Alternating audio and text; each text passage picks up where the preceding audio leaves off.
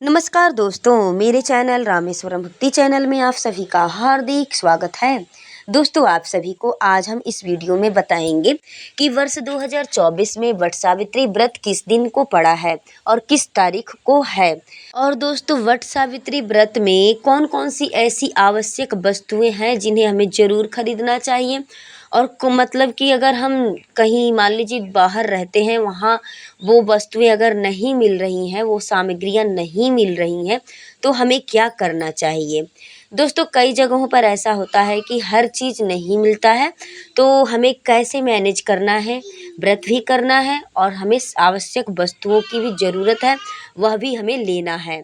तो हमको कैसे व्रत करना है, व्रत का नियम विधि हमें कैसे पूर्ण करना होगा।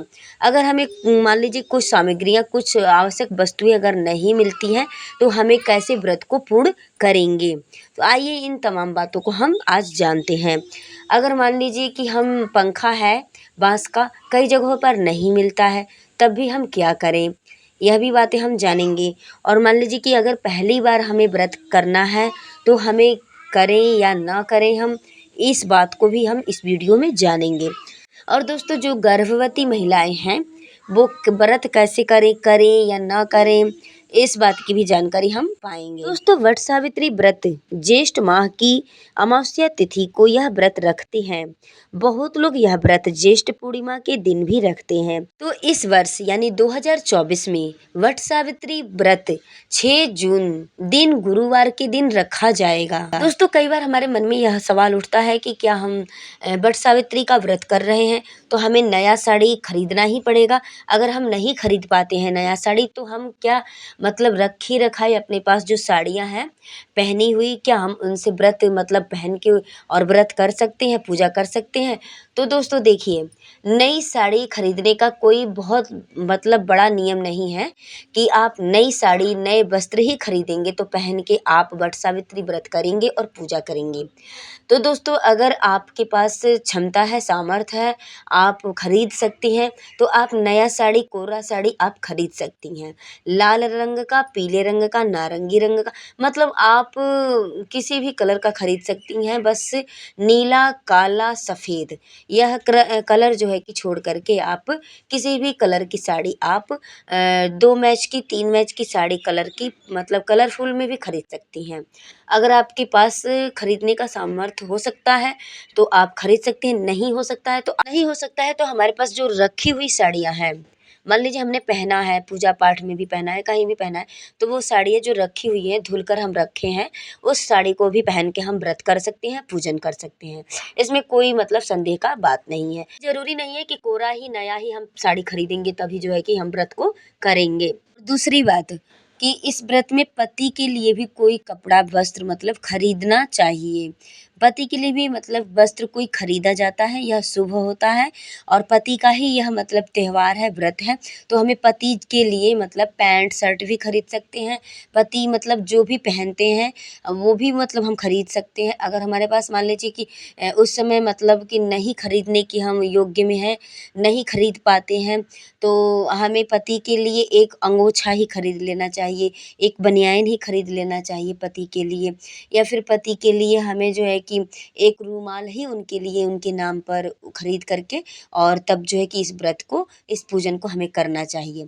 और अपने लिए अगर हम साड़ी नहीं खरीद पाते हैं, तो हमें सिंदूर, बिंदी, सुहाग का सामान, महावर, रंग और नेल पॉलिश, इन सभी चीज़ों को हमें ज़रूर खरीदना चाहिए। सुहाग का प्रतीक सिंदूर और चूड़ी, बिंदी ही मतलब अधिकतर माना जाता है।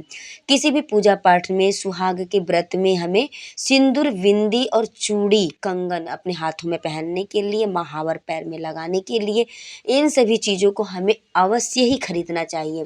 और खरीद करके उस दिन वट सावित्री व्रत के दिन वट वृक्ष के नीचे हमें इन सभी चीज़ों को ज़रूर अर्पित करना चाहिए। अगर हम साड़ी नहीं खरीद पाते हैं तो कोई बात नहीं, सुहाग के सामान को भी खरीद करके व्रत कर सकते हैं।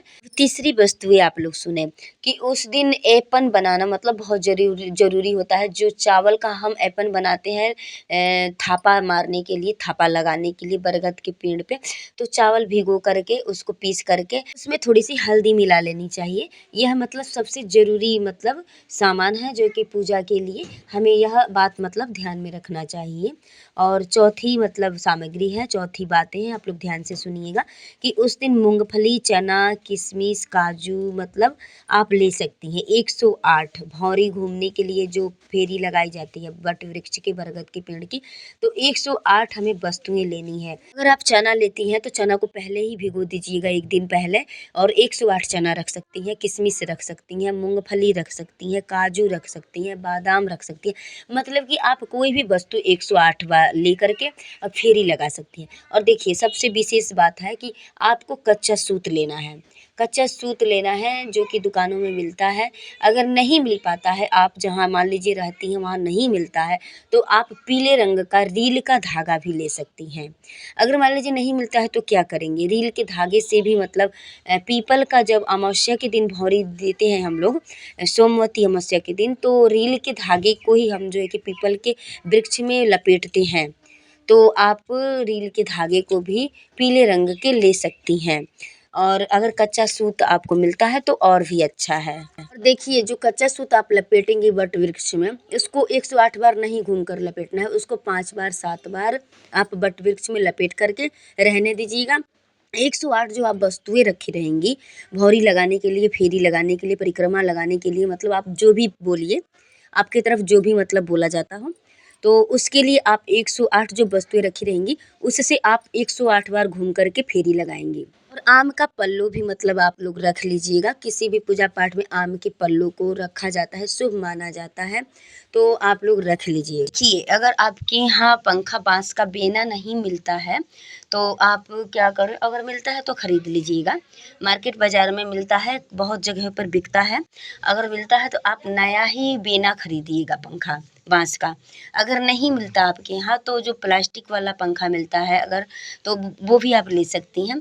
अगर प्लास्टिक का भी नहीं मिलता है तो आप पेपर का अपने हाथों से मतलब पंखे को बना करके, और उसी पंखे से वट वृक्ष पे मतलब हवा किया जाता है सत्यवान, सावित्री और यमराज को। और वही पंखा जो है कि घर ला करके अपने पति को भी उसी पंखे से हवा किया जाता है, डुलाया जाता है। तो आप लोग इस कार्य को ज़रूर करिएगा। अगर पंखा नहीं मिलता है आपके यहाँ खरीदने पर तो आप बिल्कुल भी मतलब चिंता में न पड़िएगा।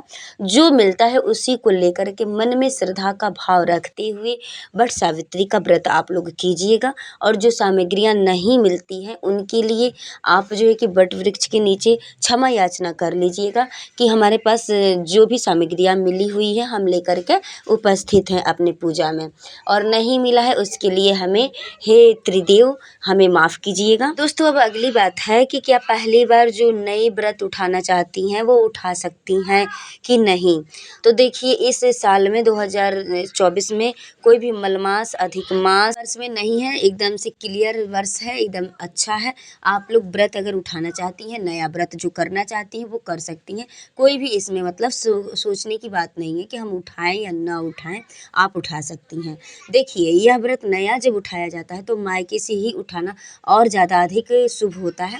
अगर आप मायके से नहीं उठा सकती हैं, आप जहाँ पर हैं वहाँ से ही इस व्रत को अगर उठाना चाहती हैं, आप सोचती हैं कि अगले साल हम पता नहीं मायके जा कर के उठा पाएंगे या नहीं, तो आप देखिए जहाँ पर है वहाँ से भी इस व्रत को प्रारंभ कर सकती हैं, उठा सकती हैं। अगर मायके से उठाना चाहती हैं तो मायके से उठाएं, या फिर आप जहाँ पर हैं वहाँ से भी उठा सकती हैं। पहले बार व्रत उठाने का नियम है कि अब आपको धान और पान से ही मतलब व्रत को उठाया जाता है।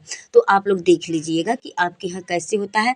वैसे अगर धान पान से उठाना, धान और पान यानी शुभ होता है। देखिए हम लोग जब ये अमावस्या की, सोमवती अमावस्या की जो भौरी हम लोग पीपल के वृक्ष के नीचे देते हैं, तो यह भी जो है कि अपने मायके से ही उठाया जाता है। और उसके बाद से धान और पान से ही सोमवती अमावस्या की भौरी का भी मतलब हम लोग शुरुआत करते हैं।